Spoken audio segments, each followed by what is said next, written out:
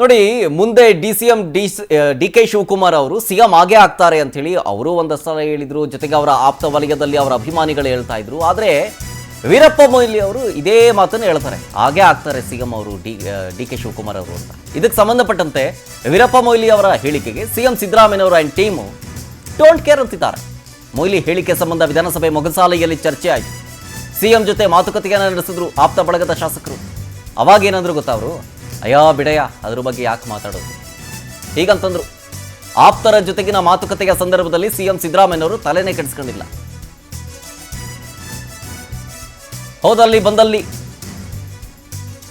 D K Shivakumar ಅವರ ಅಭಿಮಾನಿಗಳು, ಅವರ ಬೆಂಬಲಿಗರು, ಅವರ ಆಪ್ತರು, ಜೊತೆಗೆ ಅವರ ಜೊತೆ ಗುರುತಿಸಿಕೊಂಡಂತಹ ಕಾರ್ಯಕರ್ತರು ಮುಂದಿನ ಸಿಎಂ ಡಿ ಕೆ ಅನ್ನುವಂಥ ಜೈಕಾರ ಕೂಗಾಟಗಳು ಸಿಕ್ಕಾಪಟ್ಟೆ ಜಾಸ್ತಿ ಆಗಿತ್ತು. ಅದಕ್ಕೆ ಸಂಬಂಧಪಟ್ಟಂತೆ ಮುಂದೆ ಆಗ್ತಾರೆ ಸಿಎಂ ಆಗ್ತಾರೆ ಅಂತ ವೀರಪ್ಪ ಮೊಯ್ಲಿ ಅವರು ಹೇಳಿದ್ರು. ಅದಕ್ಕೆ ಸಂಬಂಧಪಟ್ಟಂತೆ ಸಿದ್ದರಾಮಯ್ಯನವರ ಬಳಿ ಚರ್ಚೆಗೆ ಬಂದಾಗ ಬಿಡೆಗ ಏನೋ ಒಂದು ನಾವ್ಯಾಕೆ ಮಾತಾಡೋದು ಅಂತಂದ್ರು ಸಿದ್ದರಾಮಯ್ಯನವರು.